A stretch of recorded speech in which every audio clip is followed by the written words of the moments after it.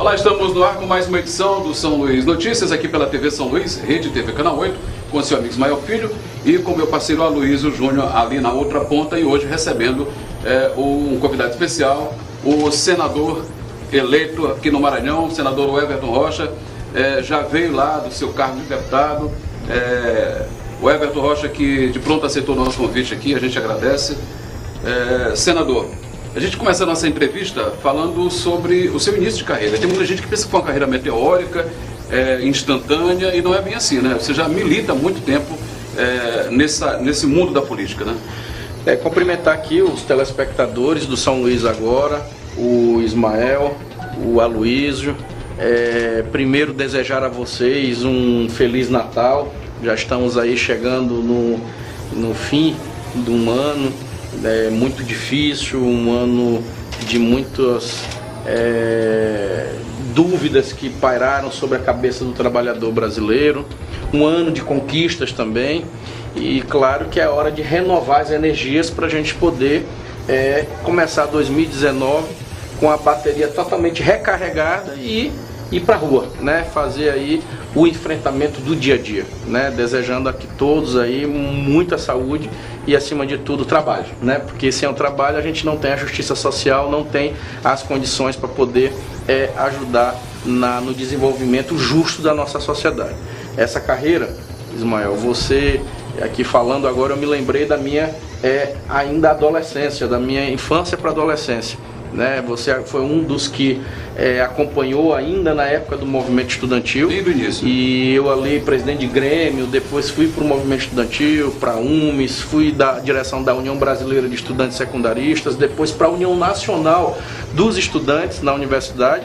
E dentro dos movimentos acadêmicos também, a gente sempre teve essa forte atuação, e paralela a isso é o movimento partidário, né? O meu primeiro partido, já dentro da Juventude Socialista do PDT, o Jackson Lago ainda era prefeito de São Luís, e isso me deu uma grande base, né? Uma grande condição política de se ter aí uma retaguarda orgânica para a gente poder pautar, graças a Deus, hoje a nossa atuação parlamentar. Muitas pessoas dizem assim: vem cá, como é que era você enfrentar na Câmara dos Deputados o impeachment, né, com tanta convicção, onde a maioria do Brasil estava dizendo que era por um lado e você teve a coragem de fazer um enfrentamento para o outro. E aí eu disse que justamente essa formação, né, esse convívio que nós tivemos dentro do PDT, que você vai começando a entender que nem sempre na história o que a maioria está dizendo, publicada, é de verdade o sentimento do povo e o sentimento de quem mais precisa. E aí você tem que ter esse discernimento, essa capacidade de sempre levar ali pelo seu feeling, né, qual é o caminho certo a você percorrer. Eu uso como lema, Ismael e Aloysio, aquela velha frase do Brizola. Ele sempre disse assim: na dúvida, fique do lado do povo. Né? Na dúvida, fique do lado do povo.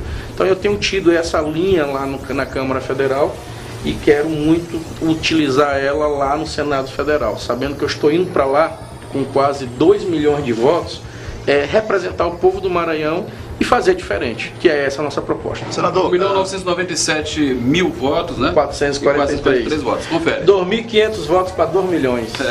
Senador, nós tivemos, falando do futuro agora, o senhor ainda é deputado federal, a gente fechou ano passado com um déficit na Previdência de cerca de 268 bilhões ou mais. E só o mês de setembro, me parece que fechou aí 31 bilhões de déficit. Existe uma reforma aí que foi colocada em pauta, não passou esse ano, mas é a principal pauta do governo para o ano que vem. O senhor é contra, inclusive, essa reforma, né? Já deixou bem claro. Qual seria a reforma ideal, que tem que ser feita, porque vai haver um colapso aí dentro de poucos anos? Primeiro, a gente começar a conversar francamente. Na hora que o governo brasileiro quiser conversar francamente sobre o tema, aí a gente vai dialogar. Existem ajustes para se fazer na Previdência? Claro que tem ajuste para fazer. O que eu não acho correto é simplesmente falar em retirar direito do trabalhador, porque na hora que você inibe o trabalhador rural, na hora que você tira a condição da trabalhadora, né, a mulher, de ter condição de ter acesso à sua aposentadoria e facilita para outros setores, então isso não é fazer justiça no Fundo Social da Previdência e muito menos consertar números. Porque se você for fazer uma conta, veja lá, o Brasil já disse de verdade quanto que ele deixa de arrecadar com as desonerações da folha. Bilhões. Eles falam quantos que eles deixam de arrecadar, que eles tiram da arrecadação através da DRU. 30% eles têm condição no orçamento da União de fazer remanejamento sem consultar mais o Legislativo. Ou seja, são bilhões retirados do Fundo Social da Previdência para pagar a dívida externa. Então, assim, ainda há escoadouros e há lugares que não foram ainda resolvidos para daí de verdade saber qual é o tamanho do problema e de que forma que ele vai ser enfrentado. Mas de já eu adianto, não tem condição nenhuma de apoiar uma reforma onde você privilegie categoria A, B ou C. Exemplo, já estou sabendo que o governo Bolsonaro quer fazer uma reforma tirando os militares dela. Não dá. Né? Eu tenho um apoio aqui, eu não estou falando de polícia militar, estou falando dizendo militares. Por quê? Porque o Exército brasileiro não pode participar também de uma mobilização dos trabalhadores para poder salvar o seu próprio fundo. Então quer dizer que eles podem ter privilégio e a professora não pode? Quer dizer que o trabalhador rural não pode? Né? O trabalhador autônomo que recolheu durante a sua vida toda, a doméstica que está recolhendo o seu I social, ou seja, eles têm que fazer isso e um outro setor não pode. Então, assim, é preciso a gente discutir de verdade o que é esse privilégio, para quem que é, para a gente poder fazer o enfrentamento. Então, vai ser um debate muito duro, porque uma conta simples, como eles querem passar, claro que para nós não é simples, ela atinge principalmente o nordestino e isso a gente não vai aceitar. Senador, eu me preocupo muito com a ponta do problema, né? Com as consequências das coisas, né?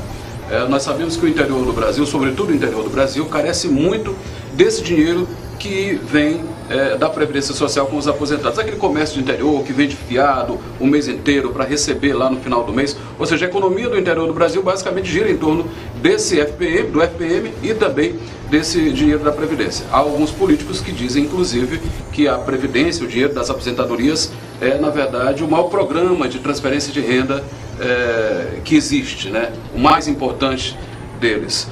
Como a Luiz falou ainda há pouco, do déficit da Previdência, e o senhor agora explicou as suas razões de ir contra essa reforma da Previdência nos moldes que está sendo apresentada. E apresentou aí algumas situações. Então, só para fechar o raciocínio, eu sou muito preocupado com a ponta do problema, aquele lá do interior, hoje você o idoso lá do interior. Para qualquer um, qual é a vocação do município, vamos lá, de Morros? Né? Ou você pergunta lá de Cantanhede, ou você pergunta lá de São Pedro da Água Branca, ou você vai lá para São Francisco do Maranhão. Estou falando aqui município do extremo. Você vai lá, pergunta qual é a vocação ali de Maranhãozinho. São municípios que tem ali o FPM, a aposentadoria, o dinheiro que chega dos aposentados todo mês e do Bolsa Família. Então, assim, a vocação econômica. A economia local. A vocação econômica são transferências. São transferências. Né? Então, assim, se a gente não parar, e isso é de verdade, ter conversas francas e dizer, olha, nós defendemos o trabalhador e defendemos que todo mundo comece a trabalhar. As pessoas, a gente precisa incentivar, gerar oportunidade de desenvolvimento e gerar oportunidade de emprego. A gente vai, aí sim vai ter colapso. Então, assim, é preciso estimular, tá, o cidadão, todo mundo, para que comece a fazer aí cada um da sua contribuição.